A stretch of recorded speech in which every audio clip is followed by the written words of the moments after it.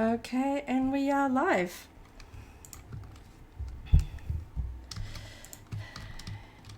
Everything sounding all good? Checking. Yep, cool. Alright, good to go. Yep, so I've picked up my Alderaan Heroics. Alright, just a quick intro. Hey everybody, this is Matt and Nyridia. Logging into SWTOR to run some planetary heroics after just watching the latest episode of The Mandalorian on Disney+. We will be chatting about what we've just seen. There's a lot to talk about, and we hope to see some of you in the chat for the stream. Spoilers are allowed because we obviously want to talk a lot about what just went down. Some really big names dropped and some pretty exciting action scenes. So we're going to talk and keep our eye on the chat and see if we can keep the conversation going while we simultaneously run planetary heroics starting on Alderaan right now. Yep, we've got our sort of Mandalorian bounty hunters here with our characters. I'm wearing custom armor, including the latest Mandalorian helmet in the SWTOR armory, which is quite a good representation of the original trilogy sort of style and era. And Anaria's playing a character, Nyridia, over there. She's wearing, is that a complete Shade Vizsla costume you're wearing? Yep, it's just head to toe shapers because I love the character. So, yeah. Alright, let's jump to the first heroic. Yep. And give people a moment or two to log into chat. Yep. Feel free to say hi and start throwing up comments and questions. And I would not be surprised if a lot of people want to go and watch that one a second time. Yes. We're probably going to jump in straight in and watch that episode again tonight before we go to bed. Yes.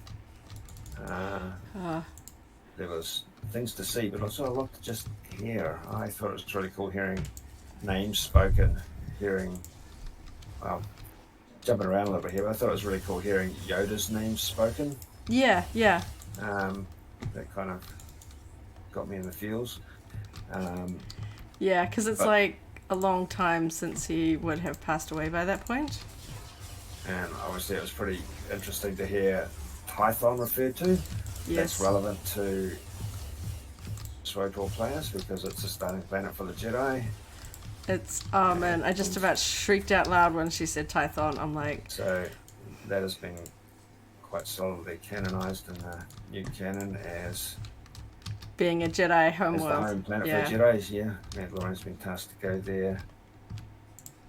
The mightiest Avenger. Hey, how's it going there? Hi, thanks for joining us. So yeah, obviously as like SWTOR players, it's just so exciting to see any little thing from SWTOR show up in sort of new media.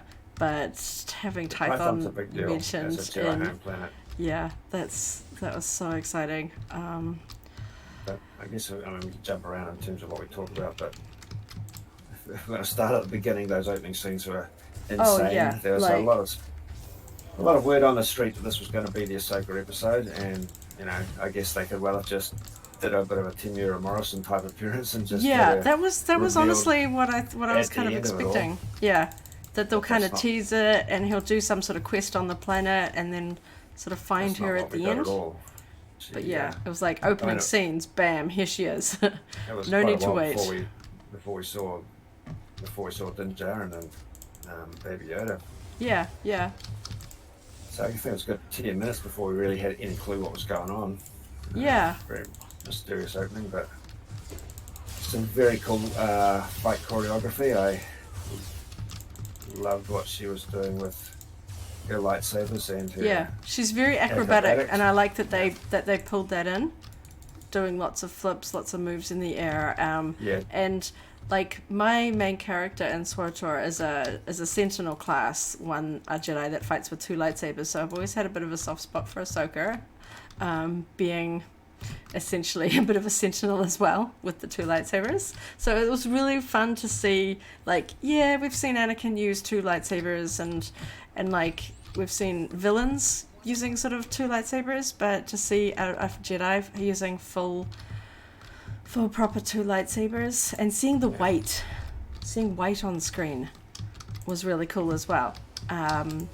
Took me a little bit to kind of, get over the awe of seeing her on screen, to notice her hilts are, of course, her fulcrum hilts that we see in Rebels. They have a very distinctive shape. That's important to note. Talk about her gear and her weaponry. It's all post fulcrum, so post Rebels rather than post Clone Wars. But it was new, wasn't it? Her outfit was new. It had callbacks to both of her sets of gear. Yeah, it didn't have. It's obviously not her fulcrum gear. It wasn't grey. It didn't have sort of the armoring plates on it. There were details on it that sort of felt like it referenced a few of her outfits. So, as Modest Defender says in chat there, they just jumped straight in. I mean, it was almost brutal. She was just mowing them down. I'm sure they deserved it in the grand scheme of things, but she was just going to. Well, see, that's the thing, is that sometimes I'm like, oh, that's not very Jedi to just mow people down, and I'm like, well, we've seen Jedi do worse, but then of course she isn't a Jedi, so she's obviously, somewhat. Still sort of honors the Jedi code, but she's not completely bound to it. Completely bound by it, no. So she's not constrained by it when needs must. Yeah. But it looks like she's still kind of wanting to do sort of Jedi quests, as it were, righting wrongs in the galaxy. She's obviously caught up in a few things post Rebels. Yeah, well, there's a whole huge gargantuan backstory about what's going on that planet. Yeah, touch on why is she there? Why exactly is she playing the role of a defender / liberator? And what's going on that planet as well? We do know a little bit because the magistrate, the woman who was taken over as the magistrate, the illegitimate magistrate or the tyrannical magistrate, she obviously knows Thrawn, so that's why Ahsoka's there, isn't she? She's hunting Thrawn.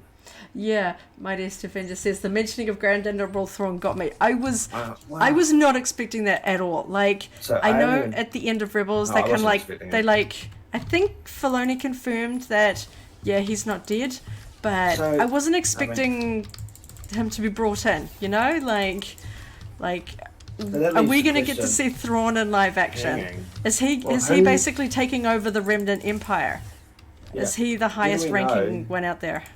Who do we know that's been announced to be involved that we haven't seen yet? Because that's the other interesting thing.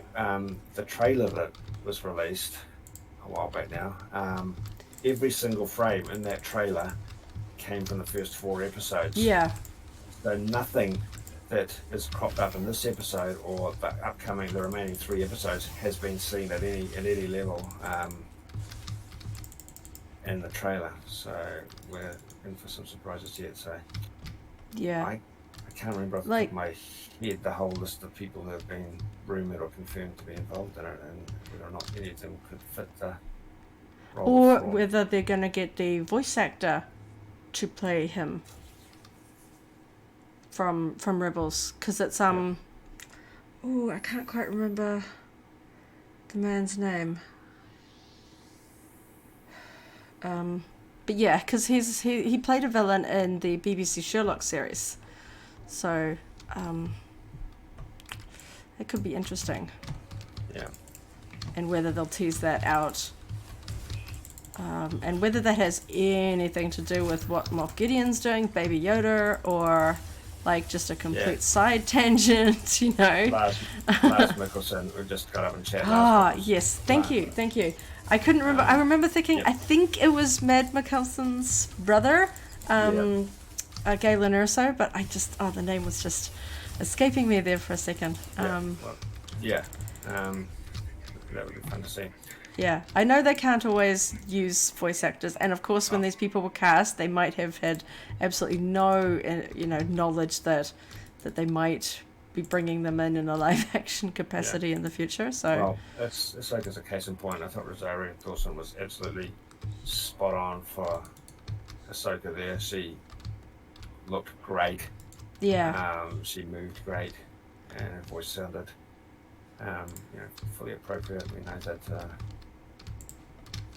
Ashley Eckstein's done the voice in the animated series for quite some time now, but Rosario's voice that she was using for that sounded like a great continuation of it.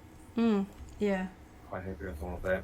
Quite very happy with her as a casting for what that's worth. Yeah, well, like, just because they would bring her in didn't necessarily mean that we would get to see her do a lot. But they fully utilized Ahsoka in this episode. We saw her, using the Force, using her lightsabers, lots of dialogue, like a lot of scenes.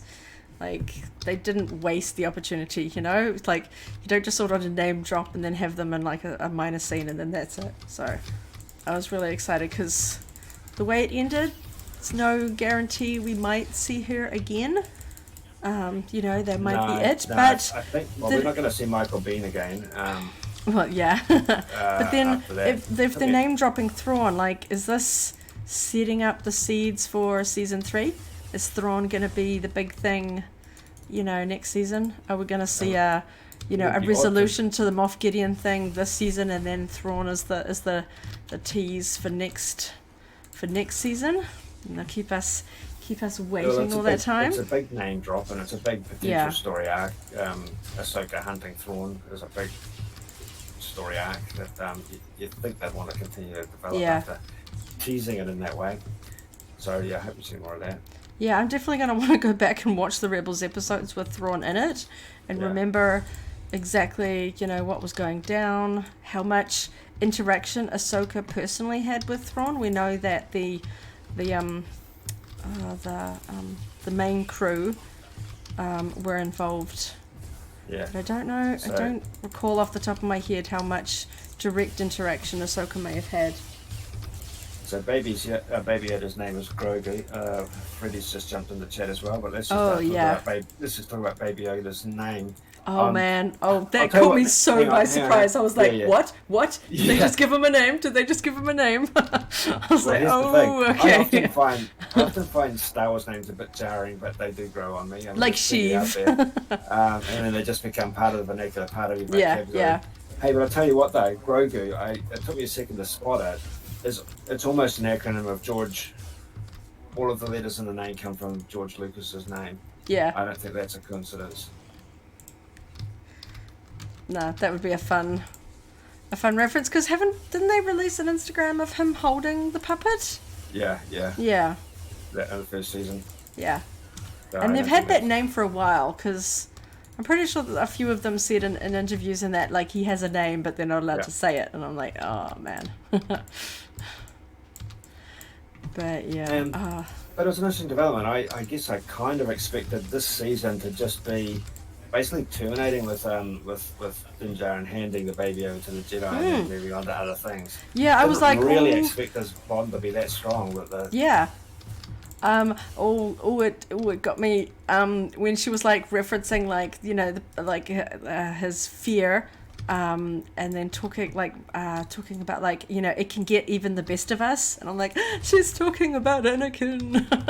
It's like, oh, like, yeah, she knows, like, she's wary because she saw that even the chosen one, her master, his fear.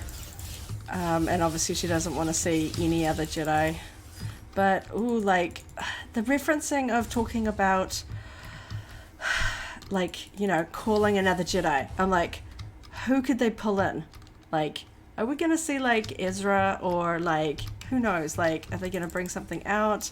I mean, they could go wild and bring out, some, I don't know. Oh, you mean the instruction to go to TIE Yeah, and, see if for Jedi. So yeah. I mean, at this point, I'm not sure whether they've got space in the season to do, a side quest. Are they going to keep following this along? It's only 2 episodes left. This is the power. Because I was that's why I was almost expecting there to be, a little side quest, I'm going to go help this village, rid themselves of this evil person, and then Ahsoka will pop up at the end. It's like, just nope. looking in chat there, will we see Cal Kestis potentially? Will we see Luke on some level? It could be, Freddie's talking about the planet reminding him of Mustafa. Yes, with the sort of all the dead trees. And I'm keen to see if anybody's IDs or has any more information about the creatures in the background. I thought they were kind of there's fun. one or two good shots of those. Yeah. They're just silhouetted in the opening, but later on when he said false alert, when he heard the noise, we saw them close up. They have a habit of referencing, classic Macquarie art and stuff like that, like with the spiders. It wouldn't surprise me if there's some old concept art that they've pulled there. We're talking about references. I thought yes, the Lothcat. That was so cute. They showed it like a good couple of like shots twice, and I'm like, yay! They got that one in there. And the fact that they called the Sentry droids HK87s. Yeah. So that's a callback to HK 47, yeah. I've actually got HK 51 is my current companion. He's got a skin on him, so he looks different in my current bounty hunter. HK Hunter Killer droids, going all the way back to KOTOR lore. Yeah. I mean, that's obviously a big jump for them to only go through a few iterations of generations, so there must be some more to that story. They're not. Must be but it's still cool little. And the 88 droid that we saw walking, that was fun. He was cool.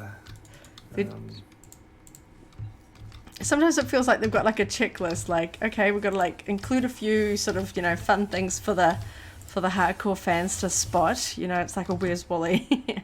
Try and find the references to other Star Wars stories. Yeah.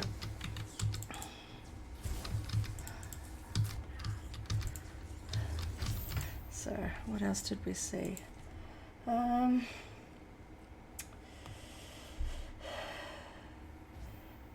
All up, I think it actually moved quite slowly when you stop and break it down. So there was quite a lot of space between things actually happening. They really let it unfold at a pretty casual pace. But I thought it was just right. Yeah. It was quite nice to not feel too rushed because. There's a lot to absorb. Thinking. Yeah. You want to sit there and actually go, oh, okay. Freddie, they're just talking about the sound effects of the whole thing. The really pronounced, really sort of sequel era sound effects to her lightsabers and the whole Beskar spear versus lightsaber sound effects. That was really fun. I loved the way that Mando really sort of showing his skill there, bringing out his gauntlets to deflect her sabers when they first meet. That was really cool. That kind of like metallic sing when they sort of hit. So the woman who played the magistrate, what was her name? I wrote it down. Her name is Diana Lee Inosanto. So her background's stunts, isn't it? She's done a lot of stunts. Stunt fighting. But interestingly, she is noted, according to her bios, as Bruce Lee's goddaughter, which is why her name is Diana Lee. So she's got quite a background in martial arts. So that was kind of fun because there was definitely a Asian influence in the design and her outfit and things like that.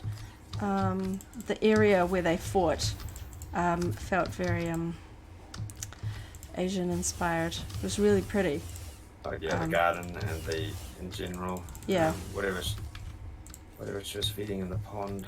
Yeah, I didn't get a quite clear look. I don't know if that's going to take taking a screenshot and lightening it up, or whether it's just hidden too much under the water and it's just kind of just a subtle reference that there's something in there. Yeah. I mean, her fighting style was awesome. I thought the fight choreography across the board was really creative. I love seeing fight scenes that are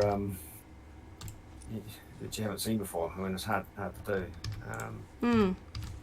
Some cool tricks. The double lightsabers that cut a slice out of the tree right at the start. Oh yeah, that was fun. Slam it. Yeah. Yeah, I'm still so much a fan of seeing two lightsabers being used. It was fun. Oh, very Kill Bill. Freddie says. And I'm a fan of the outfit that they've given Ahsoka.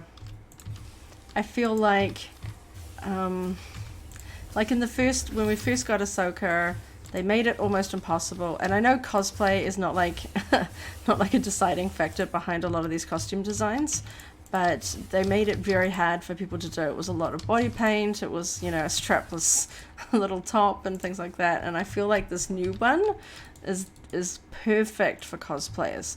They had a leather headband to hide the gap between, you know, your prosthetic headpiece, and I'm like, yeah, there's going to be people screenshotting like mad and taking all the references, and you know, you've got like a streaming service. Yeah, you don't need to like try and ninja. But I mean, a TV series in general, they're slightly lower budget and slightly tighter timelines, so they have to go a little bit more pragmatic in terms of the costuming, which by extension makes it easier for people to copy and duplicate. Yeah.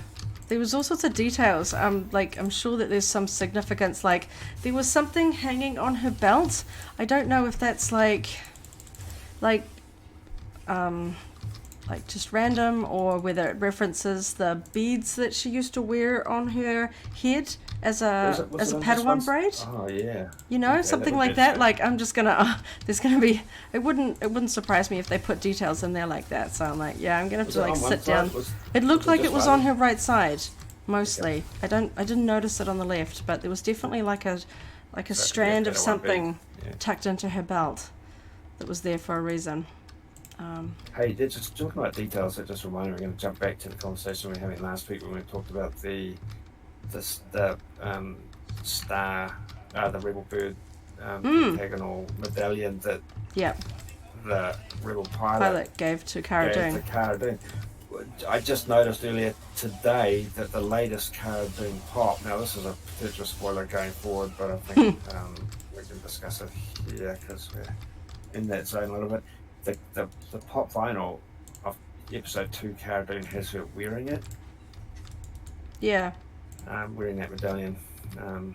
So take that to mean, well, any number of things. Will we see Cara Dune again wearing it?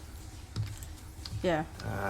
It's interesting that they let that out in merchandise. Yeah, I thought the whole point of Mando Mondays was so that merch only was released after the the related episodes, so that you didn't get spoilers, but then people can still get the merch out. And I was looking at it thinking, I think that's her season 2 hair.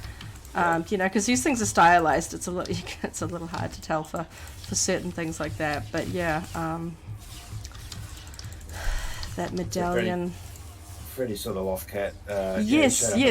It was a couple of scenes. Yeah, which is a fun sort of call back to Rebels. I like seeing the creatures showing up and things like that. These little. Well, we saw a Lothcat in season 1, so they've got the CG model for it. So just cool to see that used again. In a different context. Especially in an episode where it's Ahsoka as well. So that was Dave Filoni directing, wasn't it? I forgot to actually double check.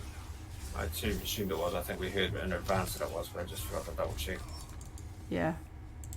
I noticed some other trivia in the closing credits. The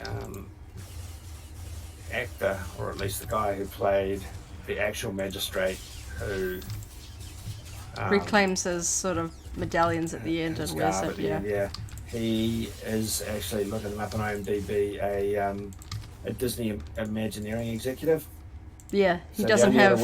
The only other work he's done is literally on behind the scenes talking about the Imagineering documentaries. So he is a high level Imagineer designing for the Disney parks. That was kind of cool. Yeah. And one of the kids he was talking to at the start, at least, was the daughter of someone else in the crew. Daughter or son, I forget which one now. Might be this. Yeah, no, the daughter. Yeah. I like things like that. Giving. Moray was in one of the trees. I didn't spot that. So. Ooh, no. How far through did you see that? Do you recall exactly? I might have to look that one up. Yeah. I mean, we're going to watch it again later, pretty soon anyway, but yeah. That's well spotted, but I have to say. Sometimes you can watch things over and over and you get so caught up in the story that you still don't notice details until further subsequent viewings. Was it in one of Ahsoka's scenes? Was it near her? Probably, yeah. Yeah, well, I guess it's not native to the planet. It might well actually just be putting references for her. Yeah. Just when Din was looking for Ahsoka in the forest. Cool. Oh, cool. For that. Yeah. I'll watch that again tonight. Yeah. Like I say. It's going to be a late. Fridays have become a late night. Having to watch this more than once. Yeah. Oh, but it's useful though, being a Friday. I mean, time-wise, it's pretty good for New Zealand. You know, gosh, the number of times where something launches like, and it's in the middle of the night or something like that. So if you're not expecting it, like some of those trailers that drop, you know, and it's like, in the middle of the night, and you wake up and everyone's been talking about it. It's like, oh man, we've been asleep. If you don't have somebody to talk about this that's spoiler safe, you'll be going mad, I think. It's going to be all over. Like, oh man, Twitter, Facebook, people are going to just be like shrieking because there's so much in this episode that's like, Baby Yoda's name's gonna be everywhere. Baby Yoda's name, Thrawn, Ahsoka, like Tython, like there was just, it felt like a lot of drops. Yeah, we're gonna find out what Thrawn's been doing soon. Like there was a few characters, like, you know, when Disney, there was a bit of a trade-off, you know, when Disney bought Star Wars. It's like, oh, you know, there's a few things that have kind of been, you know, reset, but, you know, new Star Wars. But Thrawn has probably always been up there in terms of, you know, characters people want to see persist in some way.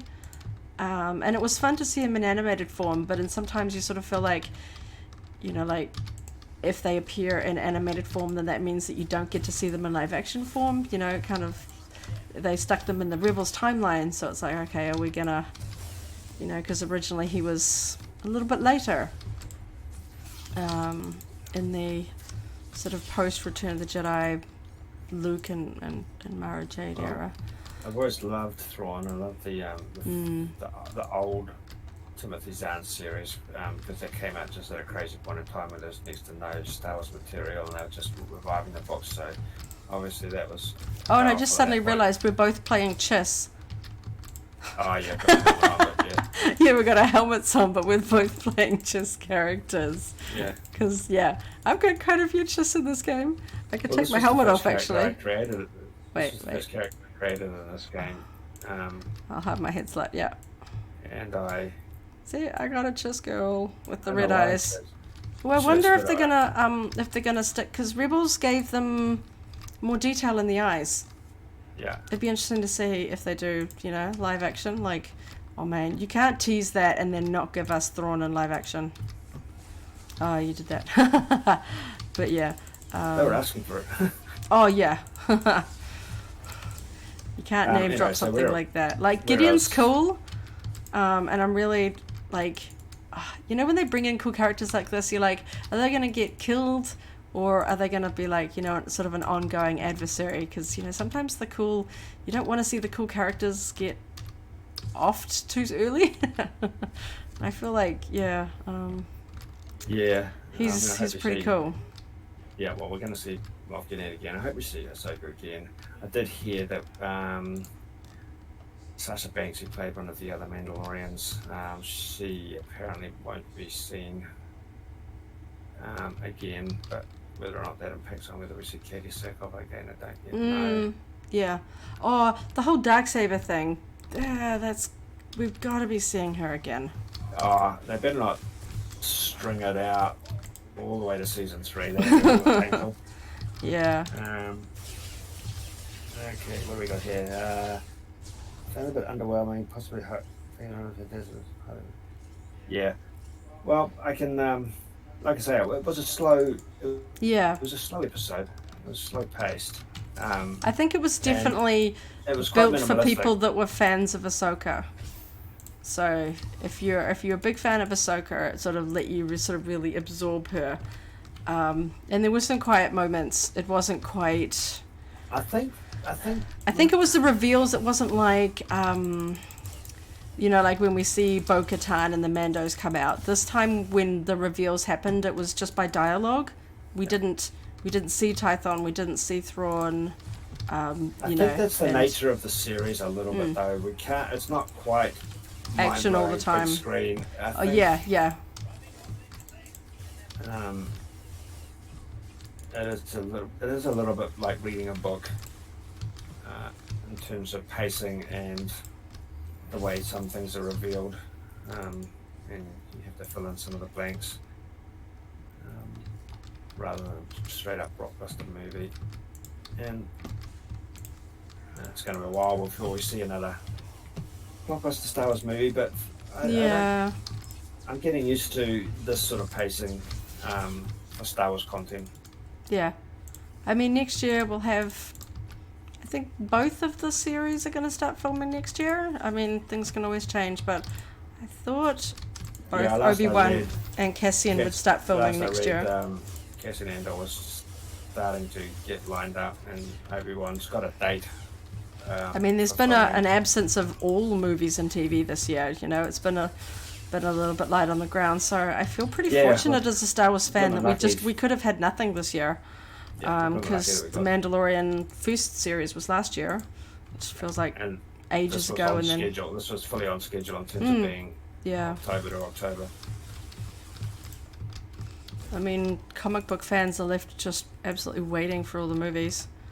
You know, Black Widow doesn't have a release date, I don't think, at this point. And, you know, Wonder Woman, was it Christmas Day, I think? You know, right at the end of the year. Yeah. It's been quiet on a lot of fronts, so... And that's the thing with TV series. Like, it's a little bit easier to isolate episodes you like, episodes you don't like, whereas in a movie it's kind of like it's just kind of do the big sum up of everything that you like. Freddie says, for me it's enough to fill the gaps of the books and comics.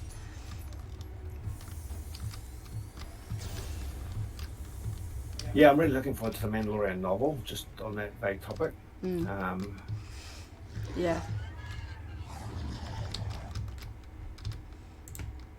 I mean, he's obviously got an interesting backstory going on during, you know, seeing those battle droids and everything. So the Mandalorian novel, I think it got bumped a little bit in terms of when it comes out, but and I don't actually know if we know whether or not it's going to be. I guess it is like a prequel or somewhere, prequel, or like just before the movies, or are we gonna sort of get him when he's a lot younger? So they're going to keep that under wraps, I guess.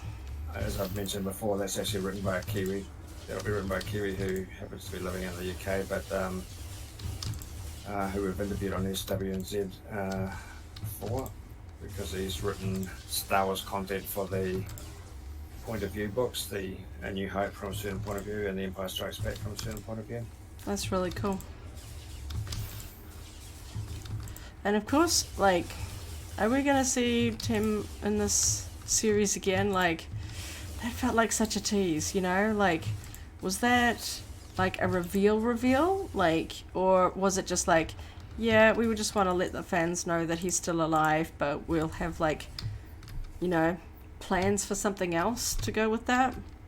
Yeah, there's a lot of growing talk. I'll believe it when I see it, but a lot of growing talk about a Boba Fett spin-off, whether that story arc will actually be continued in a separate miniseries.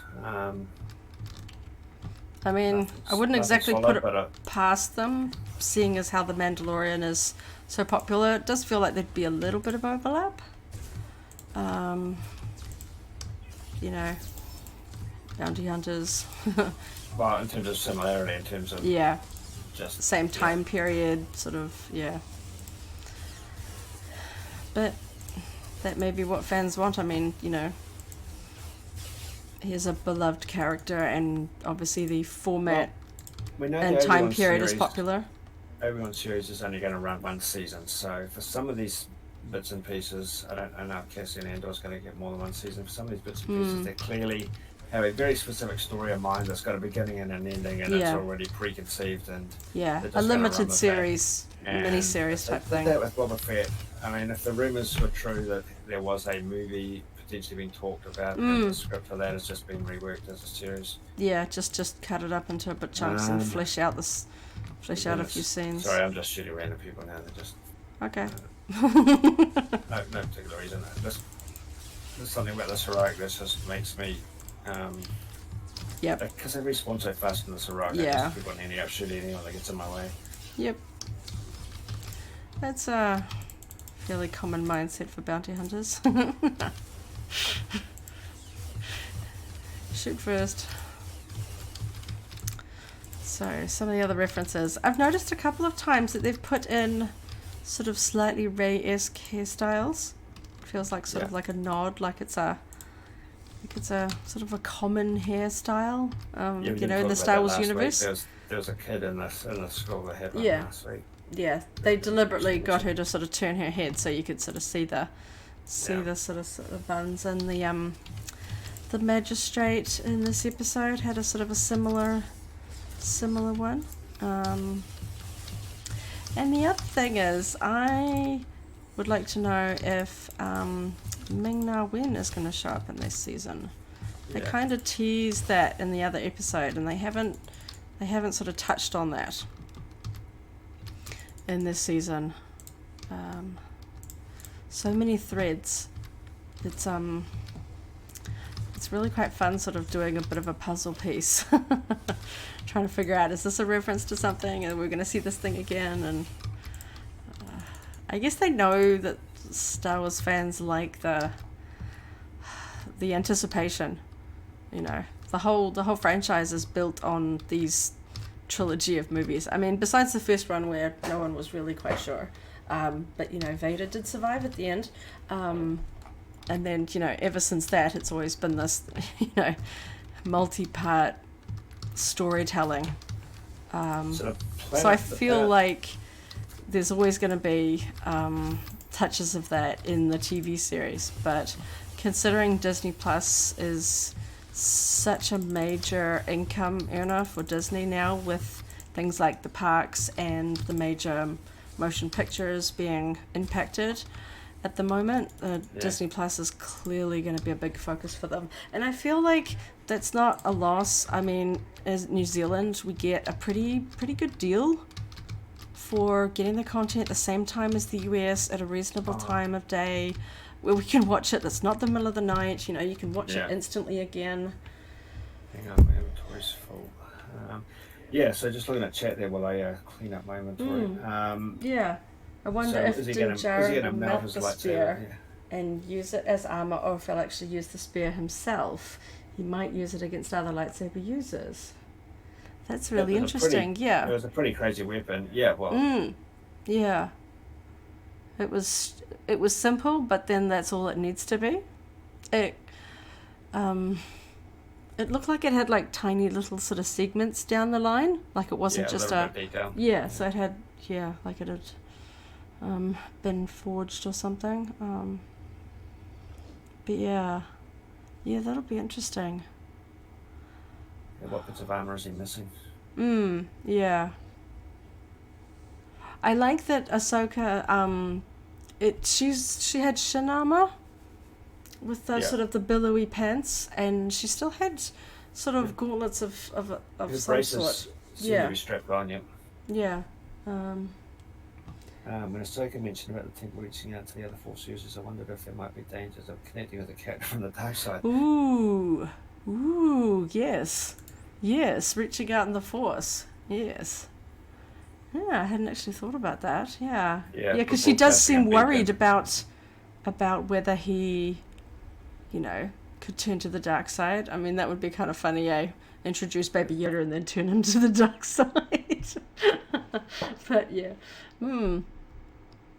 I thought they seemed to up the movements on Baby Yoda a little bit in some of these ones, like climbing back up onto his seat, and some of the things, some of the movements that he did. It felt sort of it gave more of a like he's not just a static puppet.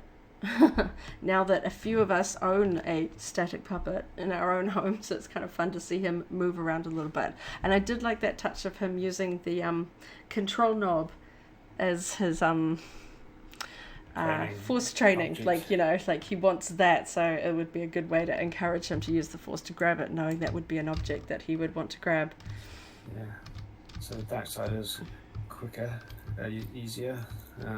So will he go?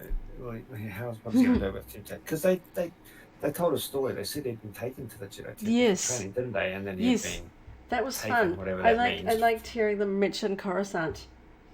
No, what they said. Yeah, he was hidden during.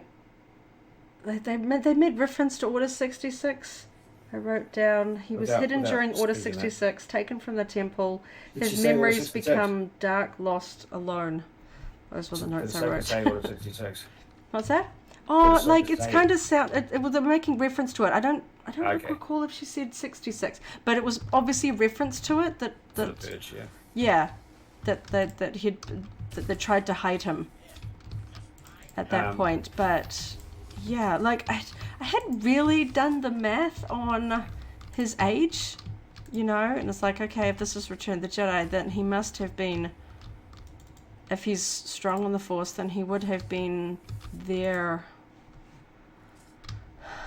prior to Episode 3. So Freddie's just talking about the instructions that Ahsoka gave about taking the baby to, what did they call the mountain? What was the instruction that on Tython that Ahsoka the Seeing gave? Stone at the top of the mountain. Seeing Stone. Now, we haven't actually heard that. We haven't heard that in lore yet, have we? I don't think so. We can go to Tython. Yeah. There is a quest that you do, and I can't remember which class it is, where there is a specific stone that you need to meditate by or on, and there's an actual Jedi Master in the game. It's like Master Kuix, who was a Togruta. That's why it made me think of it. But you can only play that as part of the story. I believe, and I can't remember if it's the Jedi Knight or the Consular storyline that does it, or if it's a side quest. How badly are you looking forward to seeing Tython? Oh man, like I'm hoping that because they're choosing to reference Tython, that they will draw reference, because as well as obviously being a place that you can run around in this game, there was a long comic that sort of tied into the Dawn of the Jedi. Yeah, that was sort of like that was set on the Jedi. Discovery of the Force. Yeah, like the really early Jedi, and their sort of training facilities and things like that way back. So I'm kind of hoping, like, obviously it's like thousands of years later, so it could look drastically different and still be completely true to the timeline. It only needs to be, a sort of lush forested planet, but really, to be close enough. Yeah, I mean, we only see a section of it in this game, but the Jedi Temple, and it makes me want to go have a look at the back and see if there is that stone that I'm having this vague recollection of. But yeah, I was not really, when they first did The Mandalorian, I was not expecting them to not that much Jedi lore. Yeah, no, like it's kind of like one of those sort of dangerous territories, like there's clearly some rules about who can exist at what time, so that, Yoda's not just really lying about there being, the last of the Jedi, and it's like, actually, nah, there's like tons of you guys running around. But yeah. So Freddie's just talking about when Yoda's name was spoken. I said that, I think probably just before he came in. Right at the start, yeah. Freddie, I mean, you could tell that she was talking about having seen one of the species before, and I just thought, is she going to say the name? Yeah. Yeah. Yeah, because she would have been aware that he died. I mean, not like killed, but I was probably imagining it. It almost sounded like the soundtrack was heading towards some John Williams original trilogy music when they were talking about Yoda, but it was only a bar or two, and I was probably just imagining it. Probably just wishful thinking. Yeah, there were a couple of moments in the soundtrack where they were sort of playing the Mandalorian theme, but slightly differently, using it sounded like different instruments, which was kind of fun. And of course, it was fun seeing Michael Biehn. Like I was like, is that who I think it is? Is that who I think it is? And yeah, it's sort of fun seeing seeing some, cool cameos that, sci-fi fans would appreciate. Of course, he's probably for me, he's most well known for Terminator and Aliens, of course. I'm sure he's done many other great movies, but those are the ones that most significant for me. So that was fun. They had a few shots of the rifle. I wasn't sure if there was perhaps some reference to a movie he'd done or something like that, but some weapon that he used as a Nah, I think it was just a fake out so that you thought it was his weapon that they kept focusing on it. So yeah, for the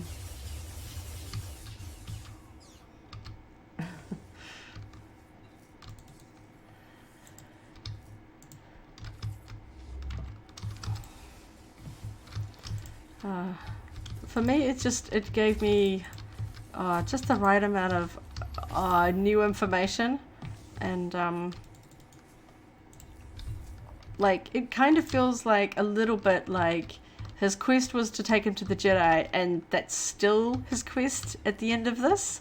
It's kind of like one of those episodes where it feels like it's progressed the storyline, but at the same time not, because he still has to try and go find Jedi. But of course, at the end of the fourth one, we know that Moff Gideon's the Imperial officer referenced placing a tracking beacon on the Razor Crest, so they're gonna know. Is he is Ahsoka just there just to free some people and then she'll be heading off, or is there something else significant about that planet that Moff Gideon would know something's going on, that he's been there, or are they just tracking him down for the sake of Baby Yoda? And it's going to take me a while to get used to saying his name, but I thought it was really cute the way that he reacted when they said his name. And I wonder if, I guess he won't have a master specifically because he wouldn't have been assigned that. He would have been a youngling.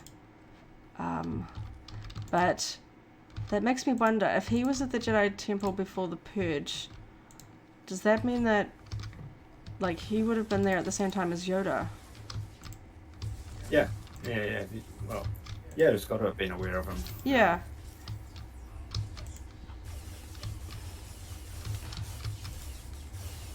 Yeah, Freddie said still getting Luke hints, but potentially another Jedi. Yeah, I'm sure some people would be doing some deep dives into the timeline and trying to figure out who is sort of there. I haven't finished Jedi Fallen Order, so I'm not completely aware of the storyline there with Cal Kestis and stuff, whether they have to kill him off. So I haven't played that one completely to the end. I tend to get sucked into SWTOR a little too often. I do need to sit down and finish that. But yeah, I've seen some people ponder whether we will see Ezra in some capacity, Ezra Bridger from Ripples. Technically, he's not a Jedi, but then he still kind of fits, because Kanan was more the sort of official Jedi, having been trained. Fred says he's still halfway through Squadrons. Squadrons, yeah. A lot of potential directions they could take it in terms of who's the next Jedi to encounter. Yeah. I don't know if there's enough information to really place your bets. It could, they could go bigger, they could go small. I don't think they'll go minuscule. I don't think it'll be a random. I think it's going to tie into something. Yeah. That's my gut feel. Everything they're doing so far, they tend to tie into something rather. Because have they given us a specific? This is the year that the Mandalorian is set. I think so. So it's top of my head. It was after Yavin. Yeah. So how many years after Endor? Because aren't we in the timeline where theoretically Kylo Ren Ben Solo is alive now? Like, Yeah, I don't know. must be Am I like muddling myself up? Because he's not too long after. Oh, did I hit that chain? Battle of Endor. Yeah. Well, Poe Dameron was conceived and born just after the Battle of Endor. So that's a frame of reference in terms of ages. Yeah. Because that would be like fascinating if they're gonna like link it up to Luke and his sort of fledgling Jedi Academy in some way. Yeah. I mean,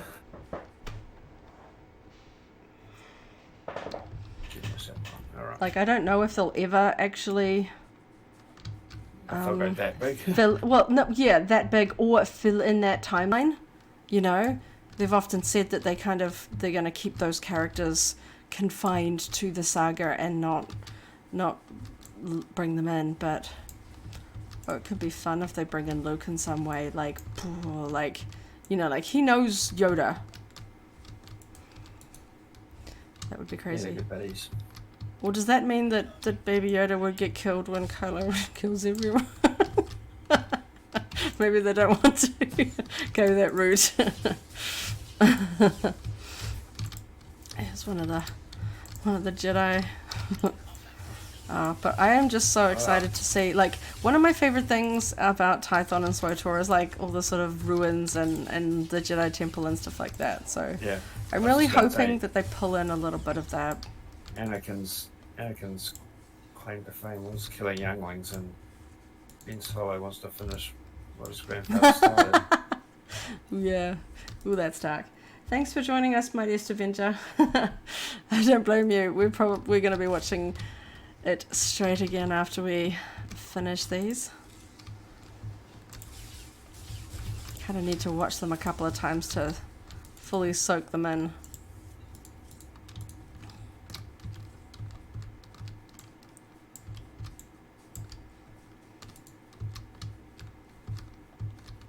I do hope we see Cara Dune and Greef get sort of pulled into the final climactic battle. All the threads together. Yeah. Yeah, and or even if it's in two streams, even if there's an Ahsoka stream and a Moff Gideon stream. Yeah. They could conclude one, and one could be the bridge to the next season. I think there's a good chance it will. Yeah. I mean, like, if we saw, like, Mandalore in this series, that could be quite fun. Because they're obviously tying in things like Bo-Katan and the Darksaber. And the fact that his clan is essentially wiped out. Whether he'll join up with Mandalorians from his home planet.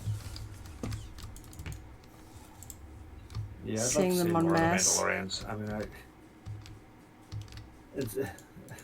prior to this, I worried that some of the Mandalorian stuff was a little bit overdone in terms of Mandalorian culture, but nah, I'm been quite converted. I think Din Djarin's as a character, you know, from a real world perspective, is a good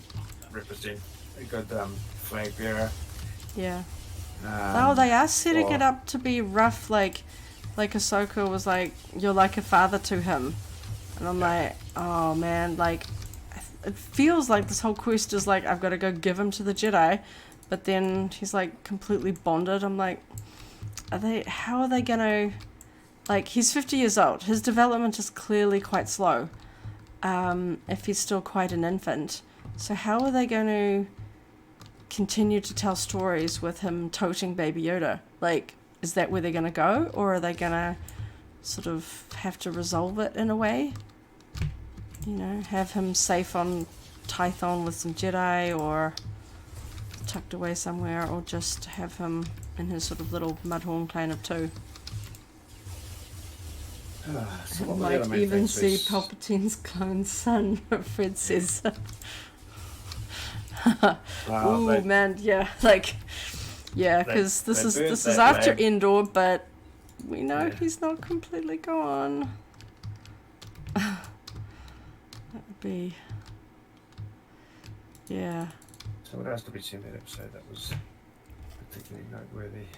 Yes. Yeah. I liked seeing the droids cut in half with the lightsabers. I thought that was fun. The way Ahsoka cut that down.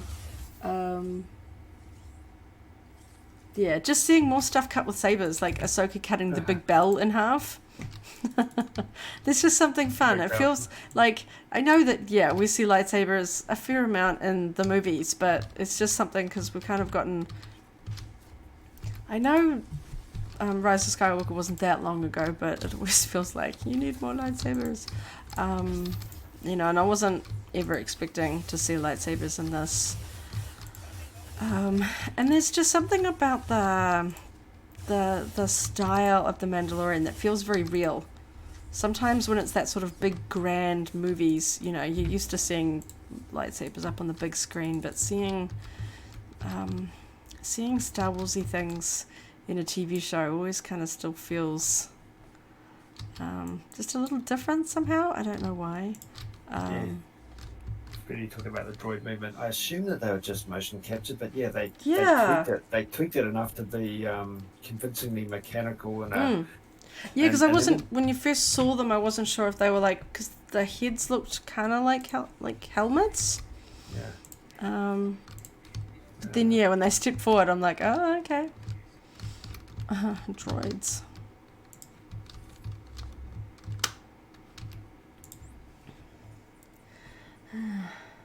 Yeah, because I think you might. There was one instance where the droid sort of did acrobatic to get up on the roof. Acrobatic movements to get up on the roof. It was. Whether it's motion capture or just pure CG, but they were very cool.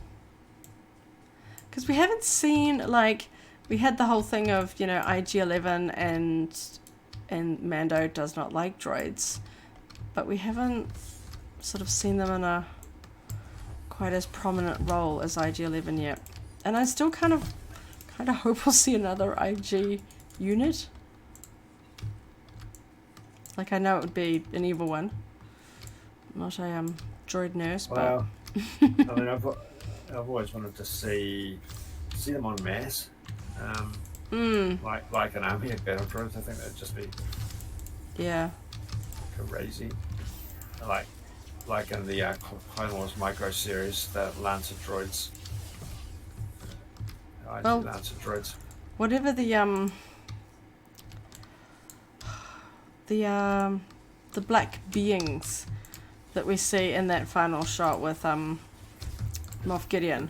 Whether we're going to see them, whether we're going to see them en masse, whether they're army or more sort of assassin-like, whether they that's why he's got the dark saber, because they want to figure out how to make evil lightsabers.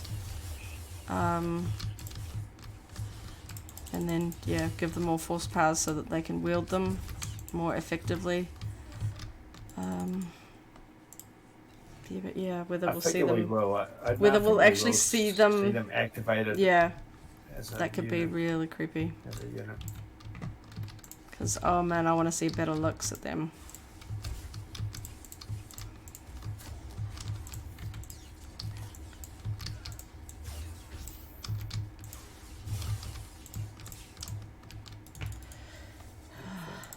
So let's just maybe stop to take a look around Alderaan. We've just been focusing on. We should think about these heroic dailies as we don't often show off some of the coolest scenery. We get sort of head down just into I like the big snowy valleys. Yeah, so we should wrap up Alderaan and then probably just quickly go to Tython just because it's so on topic that I feel like we need to capture that before the end of the night. Just personal satisfaction. Just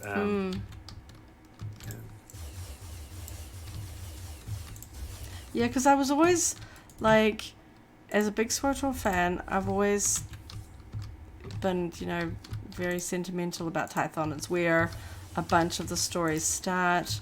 And then when Luke is on Ahch-To, there's sort of like, you know, the Jedi Temple and that. It's like, oh, like, you kind of secretly hope it was Tython.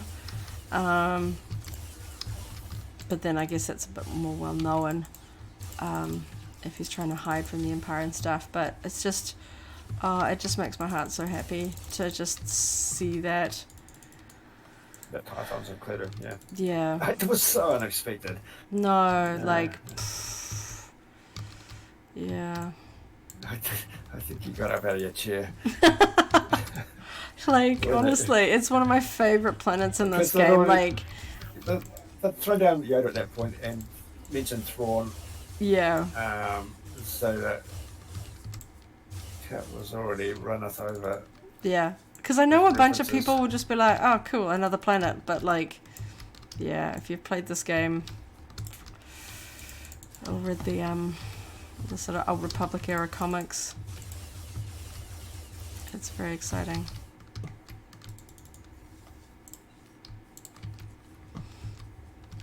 I mean, just when I think, like, they can't sort of throw things in there to give me, like, a big fright. I'm like, oh, this thing. Okay, cool. I mean, I've still got my fingers crossed for, like, you know, Revan to be back properly. Nearly made it into Clone Wars. Nearly made it into Clone Wars. And I'm like, give us a movie. Please. I want Revan. Oh, come on. Why won't this click?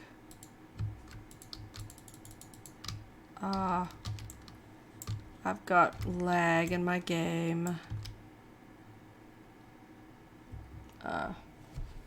Can you still hear me?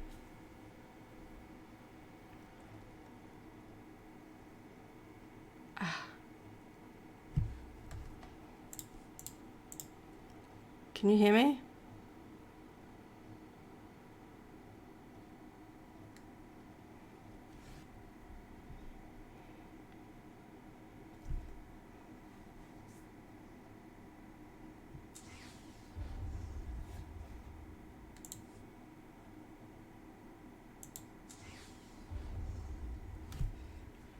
Matt? Yeah, hang on. I've lost everything. Yeah, stream's ended. I'm back. It was just an internet glitch. Yeah. But my Discord dropped off, so everything went dead. Yep. You can start it. Huh? You can restart it. We'll finish things off. No, it's reconnecting. It's like, it's trying to. It should do. I've just got back into And I can't get back into SWTOR.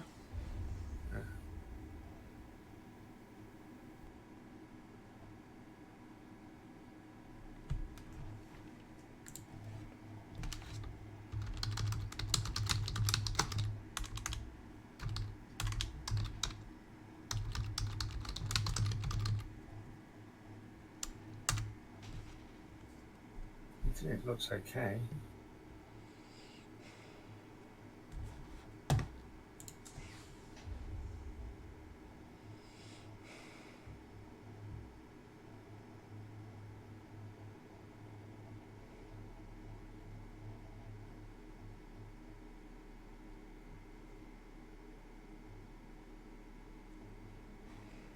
Is Discord still live? It just says reconnecting. Discord is live, Streamlabs is not. Okay. I noticed I had a red X in SWTOR because I was trying to click on that. something and I was like, no, not working. Close Streamlabs because we'll just rebroadcast.